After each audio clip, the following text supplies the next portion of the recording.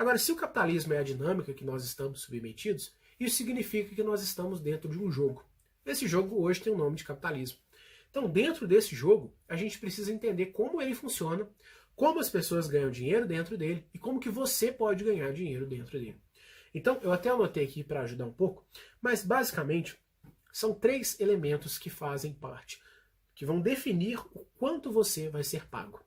O primeiro é o fato de existir a necessidade em relação àquilo que você faz. O que eu quero dizer? Quem precisa de uma garrafa de água? Quase todo mundo. Então, a garrafa de água, ela vai ser um produto que as pessoas vão querer comprar. Então, existe a necessidade de serem produzidas garrafas térmicas, garrafas para água, garrafas para bebida. Existindo a necessidade, vão existir pessoas que vão querer comprar essa garrafa. Agora, o segundo ponto vai ser a determinação do preço, a determinação também do valor. Lembrando que preço e valor são coisas distintas. O preço é algo certeiro, é algo tangível. R$10, R$20, R$50. Agora, valor é algo intrínseco, é algo que vai depender da sua percepção. Para mim, essa garrafa vale R$100. Para outra pessoa, essa garrafa vale 10. Para outra pessoa, essa garrafa vale 30. Isso significa que a pessoa pode pagar ou não o preço que está aqui, mas para ela, às vezes pagar R$50 é barato, porque para ela valeria 100. Para outra, que acha que vale 10, 50 é muito caro. Então, preço é algo específico, valor é algo que vai depender quem é a pessoa que está avaliando esse produto. Só que, para definir o preço, para definir o valor, vai depender do quão bom você é. Então, esse é o segundo elemento. O primeiro elemento, a necessidade. O segundo elemento, o quão bom você é. Então, essa garrafa, ela é da marca Track and Field. Essa é uma marca que possui uma certa valorização no mercado. Eu ganhei essa garrafa de presente. Eu achei legal ter ganhado esse presente. É uma garrafa que tem um preço razoável. Agora, por que ela tem um preço razoável? Porque ela aparentemente é feita de um material resistente, ela tem um acabamento interessante, ela parece ser feita de materiais duráveis, materiais de boa qualidade. Então, eu consigo enxergar que há uma qualidade porque foi envolvida uma série de materiais caros para serem produzidas, para que essa garrafa fosse produzida. Então, o quão bom ela é vai determinar o preço. Se ela for, por exemplo, de um alumínio muito frágil, como de uma latinha de Coca-Cola, as pessoas vão pagar menos, porque ela vai ser muito frágil. Então, ela vai ser pior. Então, ela tende a custar menos. Da mesma forma, a gente precisa avaliar o terceiro elemento, que é a dificuldade de substituir. Qual seria a garrafa capaz de substituir essa garrafa?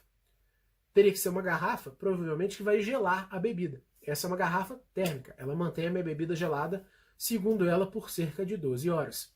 Agora, e se fosse uma garrafa capaz de gelar a minha bebida, que ela ficasse quase congelada? Eu pagaria muito mais, porque ela teria um outro benefício, ela teria uma outra característica. Então, haveria uma dificuldade de substituir. Quantas garrafas no mercado você me diz que são capazes de praticamente congelar a minha água? E eu não conheço nenhuma. Agora, e se existisse? Se existisse, e eu pago R$100 nessa garrafa, se ela fosse capaz de congelar, acho que eu pagaria uns 200 ou até mais. Imagina, você nunca mais ter que preocupar em gelar a água. Imagina você enche a água direto no filtro, leva para casa e ela está quase congelada, você bebe aquela água geladinha.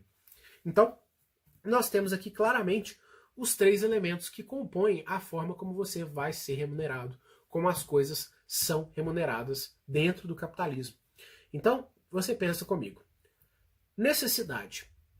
Qual é a necessidade, por exemplo, de um gari? É muito grande.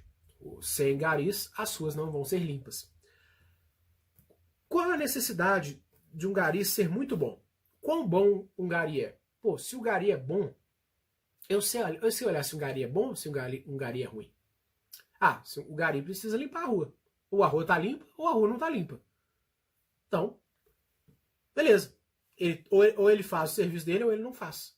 Então, olha como é que você consegue metrificar que ou o serviço dele é bom ou o serviço dele é ruim. Não há meio termo. Não há uma escala de valor. Ou é bom ou é ruim. Então, não tem para onde evoluir. E qual é a dificuldade em substituir esse gari?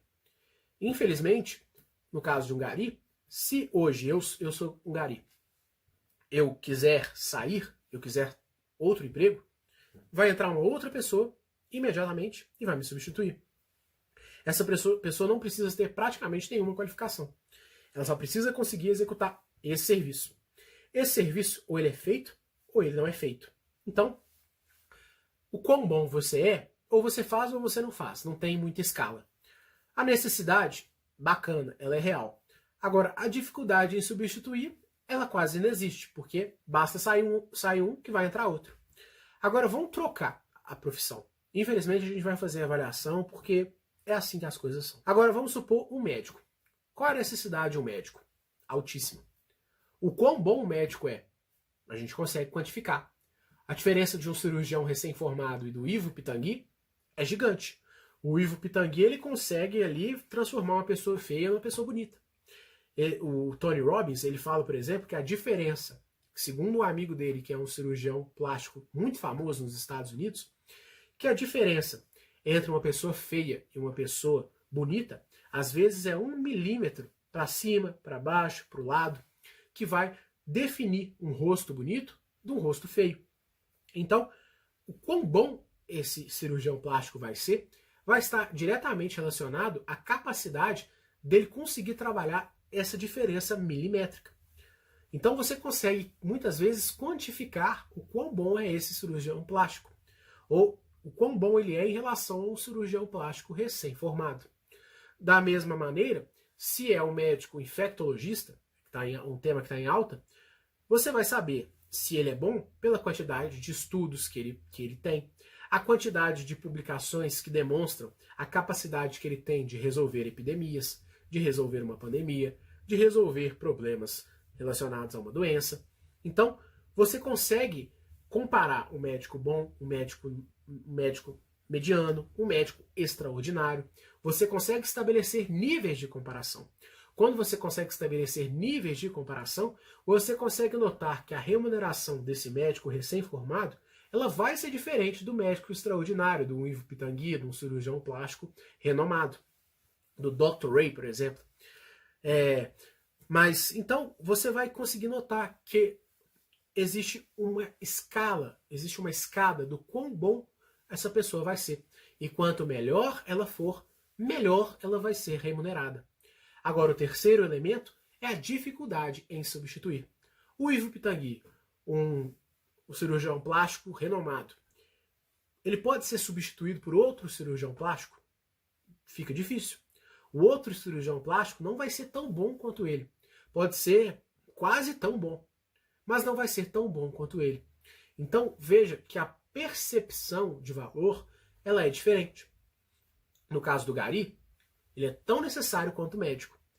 Agora, o quão bom um médico muito bom é em relação ao médico recém-formado é muito diferente do quão bom é um gari que faz o seu serviço e outro que não faz. E ponto final. E da mesma forma, para substituir um gari, basta contratar outra pessoa que está minimamente apta a fazer o serviço de gari. No caso do médico, são necessários anos de estudo, de preparação, provas, certificados, prática. Então você não substitui ele do dia para a noite. Então quando você consegue entender esses três elementos, necessidade, qualidade e dificuldade de substituição, você, ou seja, o fato de alguém ser insubstituível, você já começa a notar que a partir desses três elementos você consegue quantificar as coisas que acontecem ao seu redor. Então, vamos pôr, por exemplo, as diferenças no supermercado. Vamos comparar um supermercado de bairro e vamos comparar o Carrefour, que é um supermercado que eu acho que tem em todas as cidades do Brasil praticamente, as principais. Então, você no supermercado de bairro, ele é tão necessário quanto o Carrefour. Você precisa comprar alimentos. Agora, no Carrefour você encontra mais produtos. Às vezes o preço é mais competitivo, porque o Carrefour compra uma quantidade maior, então ele pode barganhar mais com o fornecedor. O Carrefour, ele tem coisas que o supermercado de bairro não tem. Então, se eu trocar o supermercado de bairro pelo Carrefour, não vai ser a mesma coisa. Então, as pessoas vão dar mais valor ao que tem uma melhor qualidade, ao que é mais difícil de substituir. Se, por exemplo, o supermercado de bairro quiser ter os mesmos produtos que o Carrefour tiver, ele não vai conseguir concorrer no preço, porque ele não vai ter o mesmo volume que o Carrefour. Então, naturalmente, mesmo que ele ofereça os mesmos produtos que o Carrefour, os produtos dele vão ser mais caros. Então, olha a diferença. Você não consegue substituir o Carrefour pelo mercado de bairro, porque o mercado de bairro não tem o mesmo estoque, o mesmo volume, não tem a mesma capacidade que o Carrefour. Então, olha como é delicada essa relação. Você começa a notar que existem diferenças dentro desse mecanismo, que é o capitalismo, dentro desse sistema, dentro desse jogo. Agora, então, quem eu preciso me tornar para ter sucesso aqui dentro? Eu preciso ser alguém necessário. Eu preciso fazer o que as pessoas precisam. As pessoas vão comprar o que elas precisam e eu preciso vender aquilo que elas precisam. Então, o meu papel como vendedor é vender aquilo que elas precisam. Ponto final. O quão bom eu vou ser vai depender o quão bom vendedor eu sou. Vendedores que conseguem vender em 100 pessoas para 10 são melhores do que vendedores que vendem em 100 pessoas para 3. São critérios qualitativos e quantitativos, porque você consegue quantificar quem é bom e quem é ruim, ou quem é menos bom, se isso faz algum sentido. Mas você consegue quantificar. Da mesma forma, o vendedor que faz 10 vendas em 100, ele é mais difícil de substituir do que o vendedor que faz 3 em 100. O vendedor de 10 em 100, ele substitui o de 3 em 100, mas o de 3 em 100 não substitui o de 10 em 100. Então, você começa a notar que para ser bem remunerado, eu preciso ser alguém que faça algo que as pessoas precisam de uma maneira muito boa e que eu me torne tão bom que as pessoas não vão conseguir me substituir. Então, por exemplo, Facebook, Instagram, WhatsApp. Por que as pessoas não usam outras redes sociais? Antes do Facebook existiu o Orkut, o Mirk, o MySpace, o Friendster, existiu o MSN, existiram vários outros canais que as pessoas se encontravam, o American Online, que as pessoas faziam a mesma interação, o Second Life, a mesma interação que as pessoas fazem no Facebook. Às vezes uma coisa diferente, uma coisa aqui ou outra. Mas por que o Facebook triunfou e as outras deixaram de existir? Porque o Facebook se tornou, ele conseguiu suprir uma necessidade, as pessoas gostam de se relacionar dentro da internet, mas o Facebook é muito bom, ele consegue oferecer tudo que a pessoa precisa, ele tem um feed que tem notícias, tem informações, reportagens, foto dos amigos. Eu entro no Instagram, eu consigo ver coisas, eu consigo ver produtos da minha loja particular no Instagram, eu consigo ver dicas de negócio, eu consigo ver celebridades. É quase que uma televisão ali ao alcance das minhas mãos. Então, o Instagram para mim é muito bom. E eu não consigo substituir o Instagram ou o Facebook por outra rede social. Eu posso pensar, às vezes, eventualmente, no Snapchat. Agora, poucas pessoas hoje usam o Snapchat.